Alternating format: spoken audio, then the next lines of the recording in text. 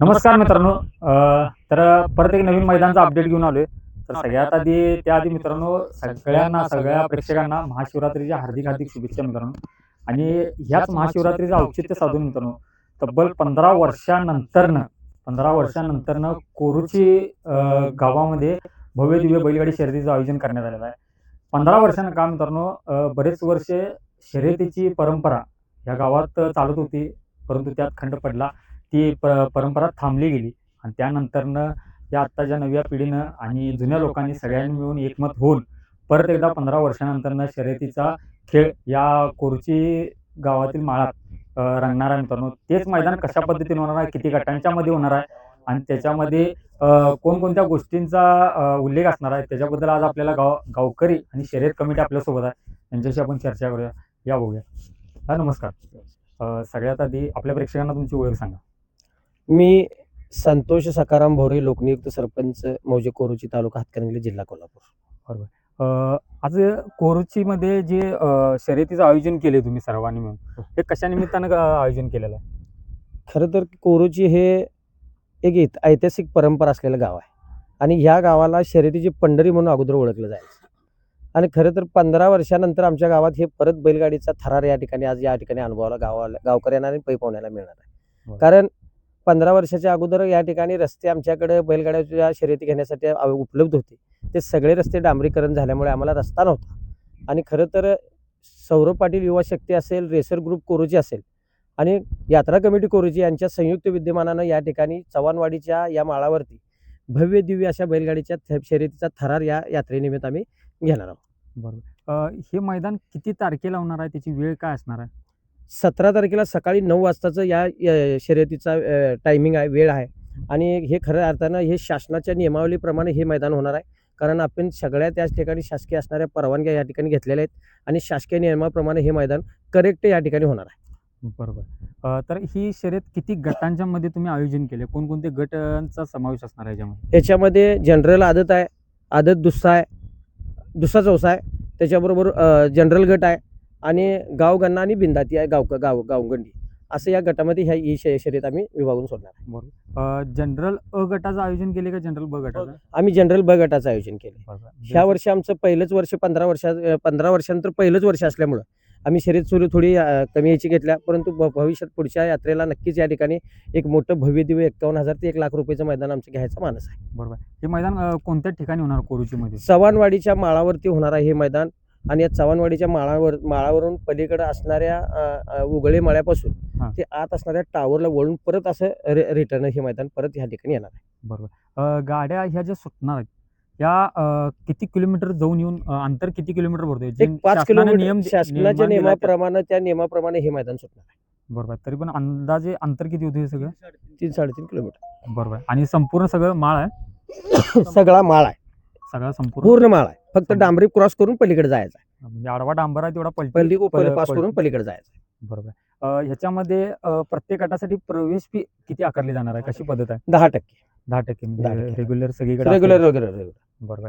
आणि ह्याच्यामध्ये डिपॉझिट 1,000 रुपये करायला लागणार आहे. तुमची शर्यत तुम्ही विना लाठीकाठी बॅटरी सगळे पूर्ण झाल्यानंतर ती डिपॉझिट त्याला परत दिली जाईल.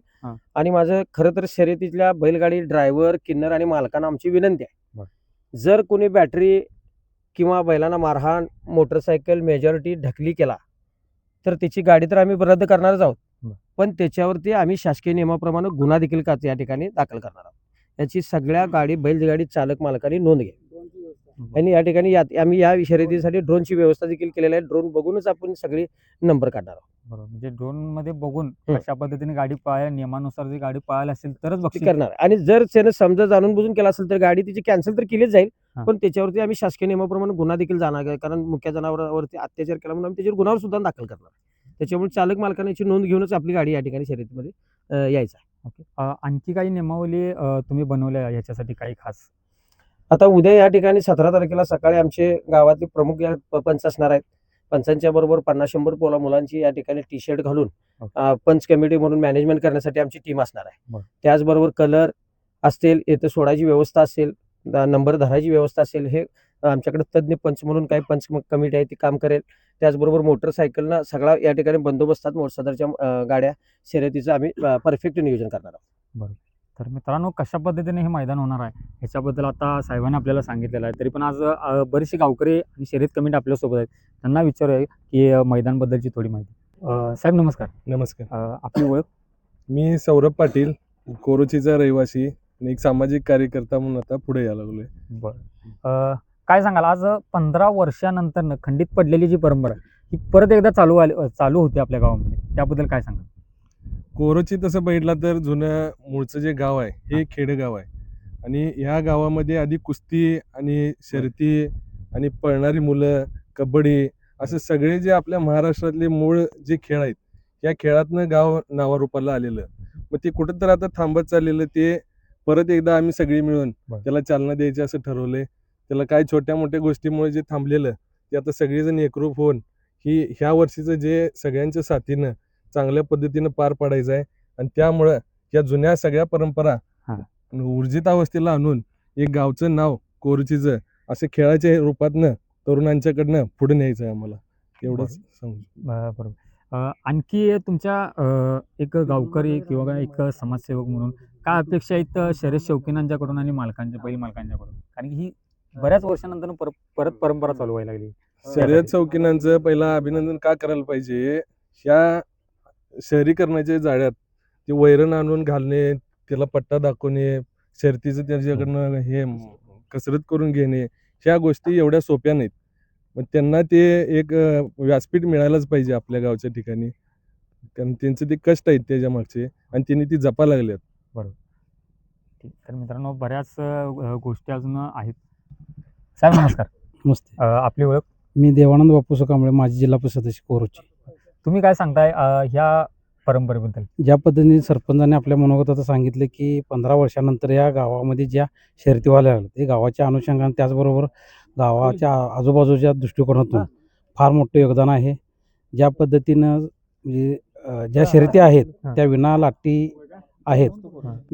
म्हणजे पंचांचा जो निर्णय असेल तो मान्य इतर जे बैलगाडीधारक आहेत त्यांना मान्य करावं लागेल आणि ह्यामध्ये कुठल्याच गोष्टीचं कुचकारण होणार नाही याची व्यवस्था पंच कमिटी आणि ग्रामस्थ किंवा सरपंच हे सर्वच मार्गदर्शक करतील. ज्या पद्धतीने सौरभ यांनी सांगितले की या गावामध्ये ही जी शर्यतीची पंढरी त्याचबरोबर कुस्त्या अन्य सामाजिक खेळ असतील या अनुषंगाने ही गाव प्रसिद्धीचे होतात होतं, परंतु अलीकडच्या काळात बघितलं तर वाढीव लोकसंख्या झाल्याकारणाने ह्या गोष्टी ह्या शर्यतीपासून वंचित राहिल्या होत्या. परंतु या ठिकाणी सौरभ पाटील यांनी एक मोठं योगदान देऊन जे शासनाचे नियम आहेत, जी डिपॉझिट रक्कम असेल किंवा अन्य काय या शर्यतीच्या अनुषंगाने जे प्रयत्न करावे लागतात ते पराकाष्ठाने केले, त्याबद्दल त्यांना देखील मी गावच्या वतीनं धन्यवाद देतो आणि पुन्हा एकदा गावामध्ये येणाऱ्या सर्व ग्रामस्थांचं महाशिवरात्रीच्या निमित्तानं स्वागत करतो, त्यांना शुभेच्छा देतो आणि या ठिकाणी थांबतो. साहेब तुमची ओळख? मी सुनील तुकाराम आवळे, एक सामाजिक कार्यकर्ता आहे आणि आता जी 2026 ची यात्रा आम्ही भरवली त्याचा मी त्या यात्रा कमिटीचा उपाध्यक्ष आहे.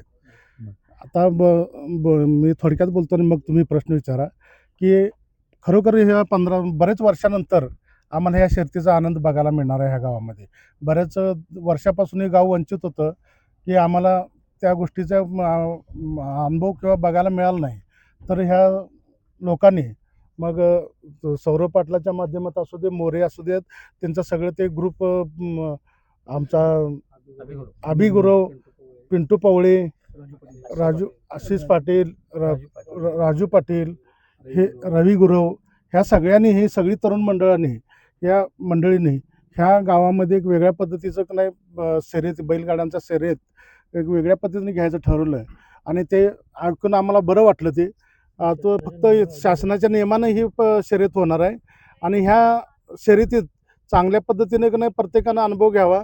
इथं दंगा मस्ती किंवा शासनाचा नियम लाठी काठी किंवा बॅटरी ते तशा पद्धतीचं नाही आणि ते नियम कोणतरी नाही दांडगावानं काय जर मोडायचा प्रयत्न केला तर त्याला यात्रा कमिटी चांगल्याच पद्धतीने व्यवस्थित त्याच्या बरोबर त्याचा बंदोबस्त करेल आणि असे कोण जर काय तर हे करत असेल तर यात्रा कमिटी करेलच आणि कायद्यानुसार पण त्यांच्यावरती वेगळ्या पद्धतीने कारवाई होईल.